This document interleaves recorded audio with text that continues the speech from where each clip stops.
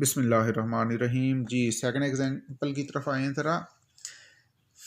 हमने फाइंड करनी है ionic strength of 0.3 molar aluminium sulphate. अब हमारे पास 0.3 मोलर एल्यूमिनियम सल्फेट का सलूशन है। तो सबसे पहले हमने ये देखना है एल्यूमिनियम सल्फेट जब डिसोसिएट होता है तो कितने एनाइन बनते हैं और कितने मोल कैटाइन बनते हैं।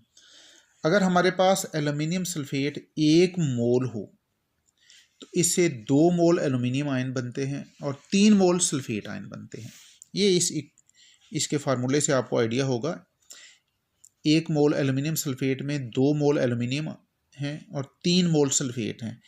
इट मीन कि जब ये डिसोसिएट होगा तो it will produce 2 moles of aluminium ion and 3 moles of sulphate ion. तो अगर 1 मोल एल्यूमिनियम सल्फेट हो we get 2 mole of aluminium ion and 3 mole of sulphate ion. तो जब हमारे पास यहाँ पर एल्यूमिनियम सल्फेट है 0.3 मोल, इसका मतलब है जब 0.3 मोल एल्यूमिनियम सल्फेट डिसोसिएट होगा तो फिर एल्यूमिनियम आयन कितने बनेंगे? 2 multiplied by 0.3 that will be 0.6। और सल्फेट आयन्स कितने प्रोड्यूस होंगे? 3 इंटू 0.9 यानी कि 3 into 0.3 that will be 0.9। Now we have 0.6 mole of cation. Cation का कंसंट्रेशन हमारे पास 0.6 और एनाइन का कंसंट्रेशन हो गया 0.9। एनाइन के ऊपर चार्ज है 3, कैटाइन के ऊपर चार्ज है 3 पॉजिटिव और एनाइन के ऊपर चार्ज है 2 नेगेटिव। तो Z1 की वैल्यू 3 और Z2 की वैल्यू हमारे पास आ गई 2। ये C1, C2, Z1 और Z2 की वैल्यूज़ हमने इस इक्वेशन में पुट की। तो ये वैल्यूज़ ये हमने यहाँ पर पुट कर ली हैं और ये अब इनकी कैलकुलेशन फर्दर स्टेप,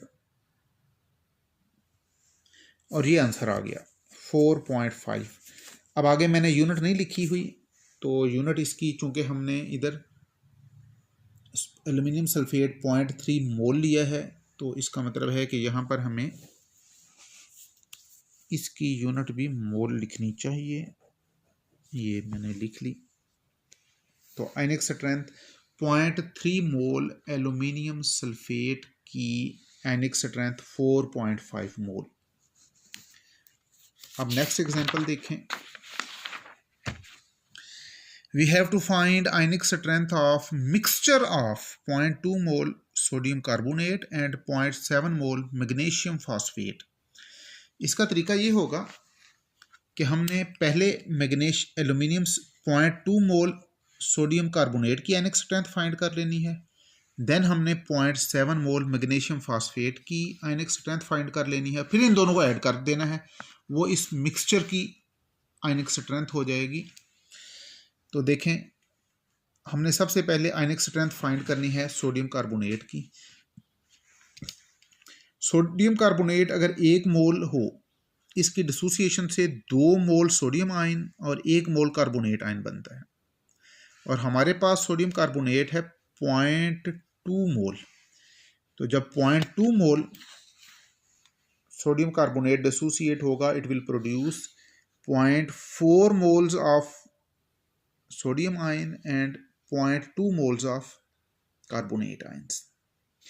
1 मोल सोडियम कार्बोनेट से 2 मोल सोडियम आयन और 1 मोल कार्बोनेट आयन। तो जब हमारे पास 0.2 मोल होंगे सोडियम कार्बोनेट के, 0.2 को आपने 1 से मल्टीप्लाई किया और इधर 0.2 को 2 से मल्टीप्लाई किया, तो अब हमारे पास 2 मोल सोडियम, हमारे पास अब 0.4 मोल सोडियम आयन और 0.2 मोल कार्बोनेट आयन बन गए।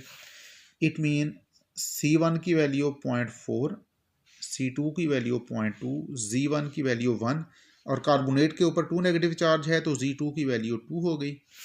ये वैल्यूज़ हमने यहाँ पर पुट कर दी, इसकी फर्दर कैलकुलेशन की। नेक्स्ट स्टेप में हमारे पास ये आ गया और फाइनली आयनिक स्ट्रेंथ की वैल्यू 0.6। ये कैलकुलेशन चेक कर लें, अगर मुझसे कोई गलती हो गई हो तो इसको आप करेक्ट कर लें। अब इसी मिक्सचर में हमारे पास 0.7 मोल मैग्नीशियम फास्फेट भी है अब हमने इसकी भी आयनिक स्ट्रेंथ फाइंड करनी है। तो अगर हमारे पास मैग्नीशियम फास्फेट 1 मोल है यहाँ पर, it produces 3 moles of magnesium ion and 2 moles of phosphate ion। 1 mole magnesium phosphate से 3 मोल मैग्नीशियम आयन, 2 मोल फास्फेट आयन बनते हैं। तो हमारे पास है 0.7 मोल मैग्नीशियम फास्फेट। तो अब इस पूरे को 0.7 से मल्टीप्लाई कर लें।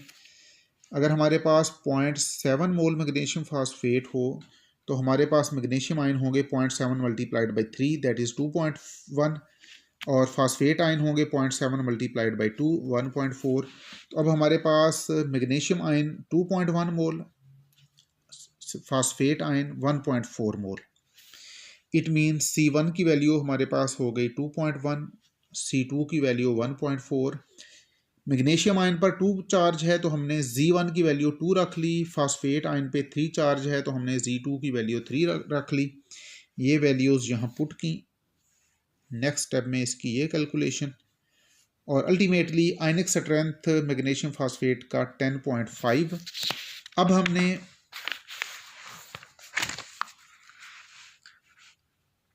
0.7 मोल मैग्नीशियम फास्फेट और 0.2 मोल सोडियम कार्बोनेट की आयनिक स्ट्रेंथ को ऐड किया, तो total ionic strength is the mixture of ionic strength of sodium carbonate and ionic strength of magnesium phosphate. इनको सम किया तो 11.1 ये इस मिक्सचर की आयनिक स्ट्रेंथ आ गई मोलैरिटी में।